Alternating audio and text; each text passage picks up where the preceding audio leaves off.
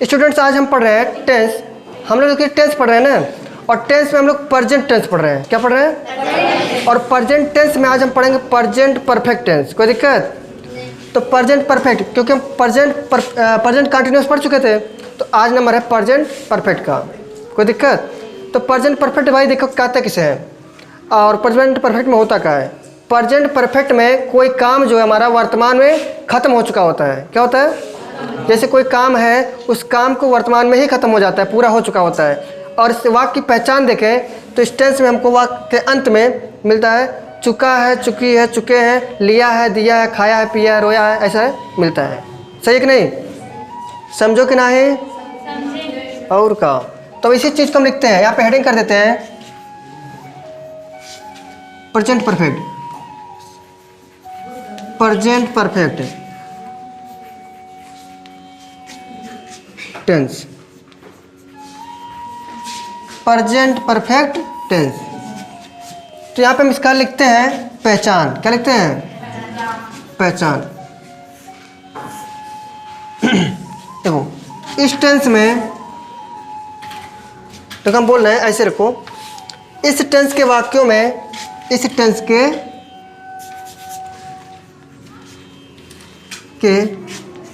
वाक्यों में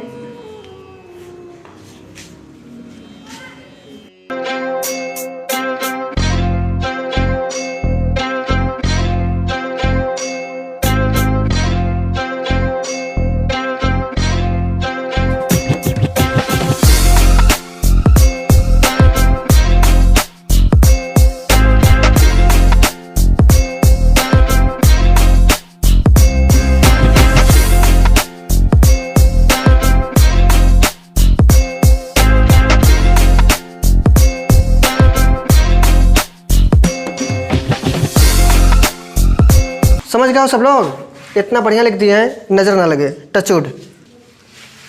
देखो भाई यहाँ पे पहचान के बारे में बात कर लें तो हम कैसे पहचाने कि भैया ये प्रेजेंट परफेक्ट टेंस है, होता है ना, कैसे पहचाने? तो सबसे पहले क्या करेंगे, बात इसमें ही बता रहा है कि प्रेजेंट परफेक्ट में जो हमारा टेंस है, इस टेंस के वाक्यों में काम वर्तमान में समाप्त हो जाना पाया जाता है, मतलब वर्तमान में काम खत्म हो जाता है। और देखो दूसरी पहचान क्या होती है कि जो वाक्य है उस वाक्य के अंत में हमको क्या मिलेगा? चुका है, चुके हैं, चुकी है, चुका हूँ, लिया हूँ, दिया हूँ, खाया हूँ, पिया हूँ, ऐसी चीज़ आता है। कोई दिक्कत? जैसे उसमें हम कंटिन्यूस में थे तो रहा है, रही है, ऐसे आता था ना, लेकिन इसमें क्या हो रहा है? इसमें हो रहा है चुका, चुकी। तो लास्ट में जाना चुका है, चुकी है मिलेगा तो तुरंत समझ जाना कि भैया तुम क्या हो, कह देना तुम प्रेजेंट परफेक्ट हो, हम तुम्हारे बारे में बहुत कुछ जानते हैं। कहता है कहाँ जानते हो, वो बता दो, कहेगा ना, कह देना हम तुम्हारे बारे में ये भी जानते हैं कि तुम्हारे सहायक क्रिया के रूप में हैज है आता है। कहेगा है तुम्हें कैसे पता है? कह देना और जानते हैं तुम्हारे जो मुख्य क्रिया है उसमें थर्ड फॉर्म का प्रयोग होता है। कि भैया नमस्ते, ज़्यादा कुछ जानते लग रहा है। ठीक है, कह दोगे कि नहीं कह दोगे? कह दो भाई, डर जाएगा तुरंत है। और कह दो तो कहता है कि अगर इस टेंस में सहायक क्रिया के रूप में हैज, हैव का प्रयोग तथा मुख्य क्रिया के रूप में वर्ब का थर्ड फॉर्म प्रयोग करते हैं, कोई दिक्कत है? फिर क्या कहोगे? अब कह देगा मान लो, चलो समझ गए कि तुम सहायक क्रिया और मुख्य क्रिया पहचान गए हो, और सहायक क्रिया के रूप में तुम हैज, हैव जानते हो लगता है, लेकिन ये बतावा कि हैव कब लगेगा, हैज कब लगेगा, यो जानता है? कहता और का जानती। एक वचन रहा तो हैज लगा दे मैं, और बहुवचन रहा तब हैव लगा दे। कहते भैया फिर से एक बार नमस्ते नहीं बोल दोगे? तो यह भी तो हो गया, एक वचन रहेगा तो हैज, बहुवचन रहेगा तो हैव। बात चिकन। कहते हैं कि तुम्हारा कहा तो तुम्हारा हिस्ट्री हम लिख दी, कहे वो लिख दे तो वही हम लिखे जाती। हिस्ट्री मतलब फार्मूला, समझो कि नहीं? मिटा दे इनको और का। हाँ, तो अब यहाँ देखते हैं प्रेजेंट परफेक्ट टेंस में हम लोग क्या लिखेंगे? फार्मूला। तो भैया कैसे अप्लाई करें? तो सबसे पहले हम यहाँ पे लिखते हैं अफर्मेटिव। क्या लिखते हैं? यानी अफर्मेटिव का स्ट्रक्चर बनाएंगे। और अफर्मेटिव सेंटेंस जानते हो क्या होता है?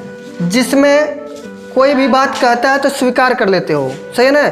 इसको स्वीकारात्मक या साधारण भी वाक्य बोलते हैं, साधारण वाक्य। तो इसमें नहीं का प्रयोग नहीं रहेगा और प्रश्न भी नहीं पूछा जाएगा। बनाते फार्मूला। सबसे पहले आता है सब्जेक्ट मुस्कुराते हुए, आएगा। उसके बाद आ जाएगा अपना हेल्पिंग वर्ब यानी हैज या हैव, आएगा कि नहीं आएगा? उसके बाद क्या आएगा, वर्ब का थर्ड फॉर्म, फिर क्या आएगा, फिर क्या आएगा, अदर वर्ड। नहीं आ जाएगा, चिकन। अरे भैया तुम्हारी हिस्ट्री हम बना दे लिए, तो बहुत महान आदमी हो बाबू, काफ़ी जानकार लग रहे हो। बन गया। अब यहाँ पे एग्जाम्पल कुछ लिखे हैं। एग्जाम्पल जैसे हम लिख दें, क्या लिख दी, राम स्कूल जा चुका है। राम स्कूल जा चुका है, सही है ना। अच्छा एक बात बताओ, यहाँ पे सब्जेक्ट कौन है, राम। इनके हिसाब से रखते जाओगे कोई दिक्कत नहीं होगा। सबसे पहले सब्जेक्ट लिखा है तो सब्जेक्ट लिखो, राम। राम हो गया। यहाँ पे जाने का हो रहा है ना, तो जाने का क्या होता है, गो। अच्छा एक बात तो राम लिख लियो ना, ये क्या वचन है, और एक वचन में क्या बताया गया था, तो हैज लिख लें, राम हैज। ये दोनों निपट गए ना। क्रिया लगाना है ना, क्रिया क्या हो रहा है इसमें, जाने का। तो गो वेंट गान, थर्ड फॉर्म क्या होता है, गान होता है। बहु याद कर पड़े, है ना। गो वेंट गान, ठीक है। कहाँ जा रहा है, टू स्कूल, तो स्कूले जाता है ना। हाँ, राम हैज गॉन टू स्कूले, तो राम स्कूल जा चुका है। छुटुआ नहीं आया आज, है ना। मैं अपना गृह कार्य पूरा कर चुका हूं। अगला है, मैं अपना गृह कार्य पूरा कर चुका हूं।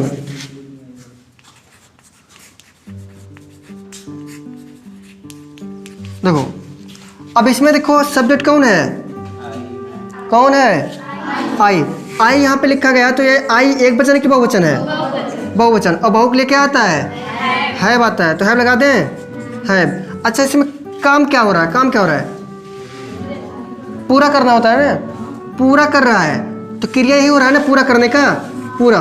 तो पूरा के लिए मतलब होता है फिनिश करना, तो आई हैव फिनिश्ड क्या हो जाएगा, चाहे फिनिश लिखो चाहे कंप्लीटेड लिख दो, ठीक है।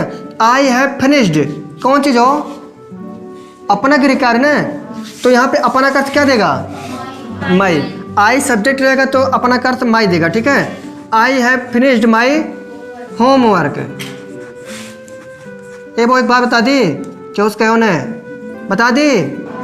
देखो हम कहे थे ऑब्जेक्ट अपना दो होता है ना, एक two direct object, two indirect. तो यहाँ पे डायरेक्ट कौन है, इनडायरेक्ट कौन है, सॉरी डायरेक्ट कौन, इनडायरेक्ट कौन,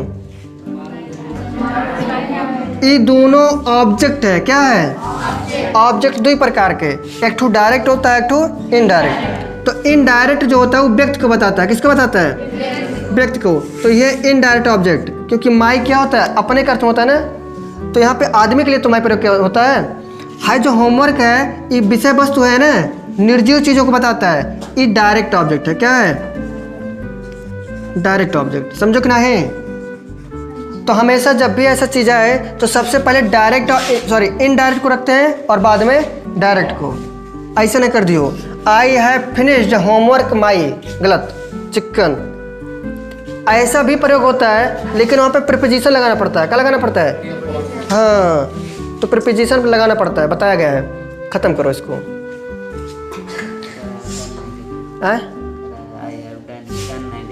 लिख ले वो, कौन दिक्कत, हम कह रहे हैं ना फिनिश लिखा चाहे कंप्लीटेड लिखा चाहे डन लिखो, डू डिड डन।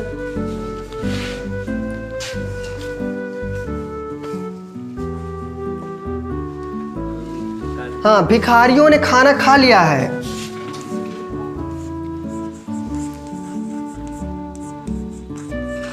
भिखारियों ने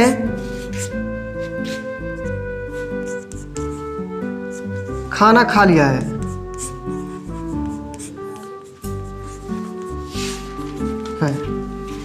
तो भिखारियों की अंग्रेजी जो होता है वो बेगर्स होता है। क्या होता है, बेगर्स।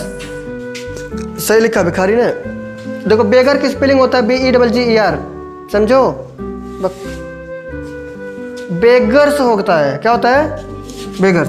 तो हो जाएगा द बेगर्स, द बेगर्स। अच्छा, खाना खा लिया, खा लिया का अंग्रेजी क्या होगा। अच्छा, उससे पहले क्या लगेगा, हाई भिखारी एक टू कैट हुए हैं,